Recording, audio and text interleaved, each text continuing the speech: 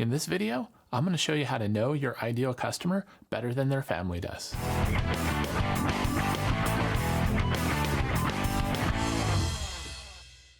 All right, let's get it going. Hi, my name is Dave Zimbicki, founder of the Expert Business Agency. Today, we're going to talk about how to know your ideal customer better than their own family does. We're going to break this down for you into 4 steps. The first is choosing the niche for your expert business. We talked about it in previous episodes, doing an expertise inventory. In the last episode, we talked about the different types of expert businesses there are.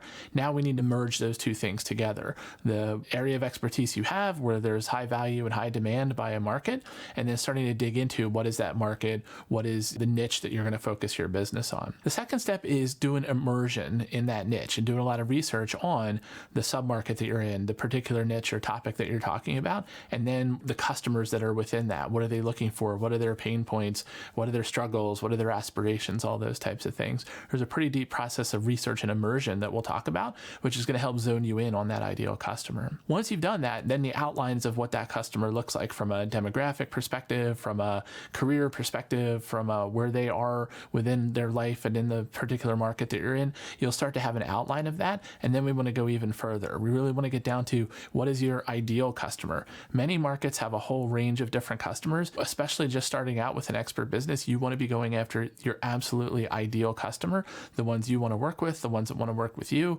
where it's not a struggle to pull them into your realm, into your products and services. You want to go for the ideal customers first, and then later you can potentially broaden out. And then the fourth part is something that you'll do throughout the first 3 steps, which is as you're doing this immersion, I want you creating what I call a pain point file. So we're going to cover that towards the end of the episode. That's critical to getting value out of the research that you're going to do. So let's dive right into choosing your niche or choosing your submarket. So when you look at markets, a lot of people teach, Russell Brunson and others, a 3-step process. Pick a market. And they say that there's really only 3 types of markets generally: those that relate to health, those that relate to wealth, and those that relate to relationships. So health, wealth, and relationships. Almost any topic, any product, any service usually can get pinned back to one of those things. Now, obviously, those are obviously very broad. So the next thing is, well, within one of those markets, let's say you're going to choose the health market. Maybe that's where some of your expertise comes from. Then what are the submarkets within that? So, inside of health, there's all kinds of different things: diet, fitness, exercise, meditation, mindset, all kinds of different things within health overall. So any of those could be a submarket. So within health, you could be thinking about fitness.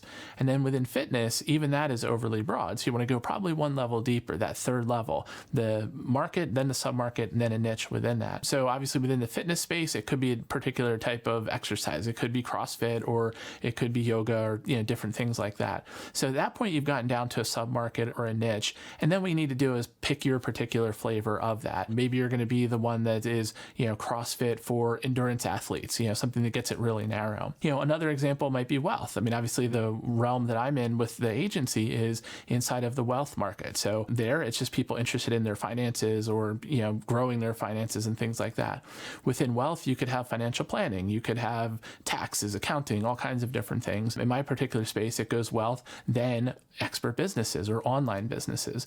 And then within that, further narrowing it up, right now I focus largely on technology professionals or business professionals as the submarket within the, those bigger elements that we're talking about. Now, the key to figure out what the market is for you is taking the last couple of episodes of this show and some of the work, hopefully, that you've done in between, and starting to merge all of that stuff together. So 2 episodes ago, we talked about your expertise inventory, listing out in detail all the different skills and experiences you have, then starting to rate and rank those skills based on how valuable they are and how in demand they are within a particular market. So we used examples like, if you're just a commodity designer that just knows how to crop and make light edits to a photograph, then that's a commodity space. Relatively high demand, but low income potential and things like that, just because there's so many people doing that. So low value, but maybe high demand. What we're looking for is high value, high demand. So services and things that you can do or outcomes that you can provide that are in high demand and that also warrant, high prices. That's the sweet spot. So hopefully you have a list of those. If you didn't, head back over to episode 7 where we covered that and maybe run going through that one. That's going to give you this initial list of, hey, these are some services and markets that I might be able to do. Then you move into the process that we're talking about here and going down and niching down within that particular market. So let's use a technical example. So let's say you're a technology professional. Maybe you have a background in data science, which is, a hot area of technology right now. And so the idea there is, you're in the wealth market because you're going to actually teach people how to do, particular types of data science techniques that are in demand today. So you're in wealth, you're in business, and then you're in a particular part of that, which is, let's say you're going to go into online education and you're going to create a course or a program teaching others how to get good at these particular data science techniques. Once you've decided on your niche, the next thing you do is you need to do what's called immersion. So you need to get deep into the market where your potential customers are. So these are things like figuring out what companies do your potential customers work for. So it could be the big technology companies. It could be the big consulting companies. They're starving right now for people that know anything about AI or data science or some of these hot technology areas. So the idea there is, okay, where can I find my ideal customer? Inside of those large companies, that's one scenario. Others are, asking questions like, well, where do they hang out? Are there particular blogs or conferences or podcasts or YouTube channels or other forms of content or publication where these people that are your target market tend to hang out? What you want to do is all of these ones you identify, you want to join in those groups, those communities, follow those sites, those blogs and podcasts and so forth, so that you can hear the feedback, you can hear what's being talked about during all of this research that you're doing. What are the people looking for in terms of, hey, if only I knew this, I could land that job, or I'm already in the job, but man, if I only knew how to do this technique, I could deliver more results, get the raise, get the promotion, and so forth. So there's a lot of different things you want to do while you're doing this research. You really want to listen to what your ideal customers are saying. So you want to find out, what are their needs, what are their wants, what are their desires, what are their fears, right? So, maybe their fear is, I just don't know enough about this. I got hired into this data science role, but I really don't know how to do it. Now I'm worried about my job, something along those lines. You also want to start collecting up, who are they? What are their demographics? What are their occupations called and so forth? What are their challenges and obstacles? One trick that you can do to easily get a lot of good information is if you do find Facebook groups or forums or Reddit channels and stuff like this, where a lot of your target market is hanging out, do a search in there for keywords like struggle, challenge, pain, difficulty. Okay. You will get back search results of people basically telling you, these are the problems I'm having. Okay. Which is obviously gold when it comes to a research perspective and then planning out what your particular expert business products might be. I mean, during this process, you may go into it thinking, yeah, I'm going to do a course, I'm going to teach this particular technique, but you might find out, well, really my biggest pain point is, communicating the analysis that I have made to my executives who don't understand anything that I'm talking about. So there could be a whole bunch of different things, and likely will be a lot of different things, no matter how knowledgeable you are in your market, that you'll find out by doing some of this research. Other ways to ask the questions inside of your research is, what are they moving away from and what are they moving towards? Okay, so that gets more moving away from fear or pain and moving towards things that they desire. Okay, so you want to watch out for things that the people are saying in those particular spaces, because that's also going to inform some of your decisions later on. And then one of the things you really want to do is pay strict attention to the way that they phrase their problems and challenges, even to the point of doing, what we'll talk about in a few minutes, which is creating what I call a pain point file. So as you're reading these things and you get something that's particularly interesting, like a person who writes, 1,000 words on, why they're having a problem in their particular area, you want to capture those things, put them in a file, put them in a OneNote or an Evernote or, whatever your note-taking system is, because later on, when you're thinking about your products and solutions, you can maybe address some of those pain points. For sure, when you're thinking about your marketing messages and how you're going to describe the outcomes that you provide, you also want to be able to use their direct words from real people describing their real problems. So this research and immersion process is really critical to, the expert business that you're trying to create, because again, the more you know about your customer, the better. The ideal state that you want to get to is when they read your content or when they read your marketing messages for the products and services that you're going to be creating, you want them saying things like, wow, you're inside my head, or you know me so well, it's exactly what I was thinking. Or obviously the ultimate is the title of this episode, which is, wow, it feels like you know me even more than my own family does. Okay. That's when you've gotten really deep into your market, into your niche. That's when you've really started to identify your ideal customer, when they're reacting to you with words like that. So that's what this whole process is all about. The more time you spend here and the deeper you go into this and the better you know your ideal customers and can describe their problems better than they can, the greater your odds for success in creating products and services that are going to be in demand, that they're going to be willing to pay for and invest in. So this process can take a couple days.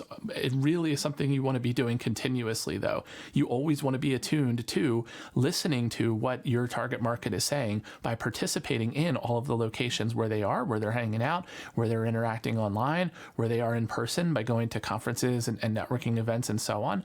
But always have that kind of mental recorder going in your mind, thinking about, hey, am I hearing a new problem from this person, a new pain point, and just a new way of talking about, problems that I've already identified.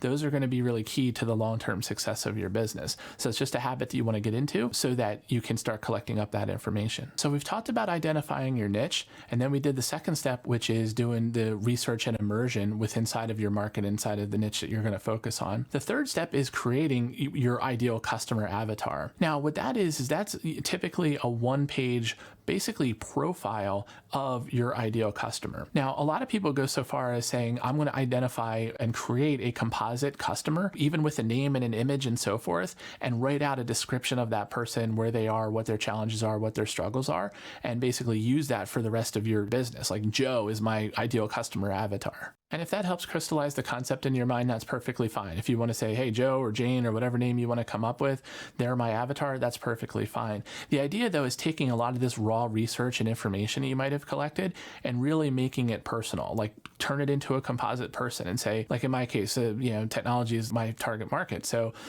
Joe is a 35-year-old technology professional. He's been in the IT space for 15 years. He started off in support, and then he moved into design, and now he's a senior level consultant in his organization. He's married, he's got 2 kids. He likes his job, but he's not getting a lot of fulfillment out of it. He would like to figure out some way to break free from having to travel all the time because he's on the road all the time as a consultant, wants to be able to spend more time with his family, but he has a pretty lucrative job. So the idea of walking away from that and starting an online business makes him a little bit nervous. He's not sure, is this real? Can you really make money this way? Can I actually go out and be a consultant or a freelancer or create my own products on my own? Do I have the skills and expertise to do that? His fear is he leaves his corporate job, this doesn't pan out, and then now he's lost a good salary and he looks like a failure to his family, right? You want to be able to rattle off your ideal customer avatar as easily as I just did there. That's how much you want to be in their space, and you want to know them.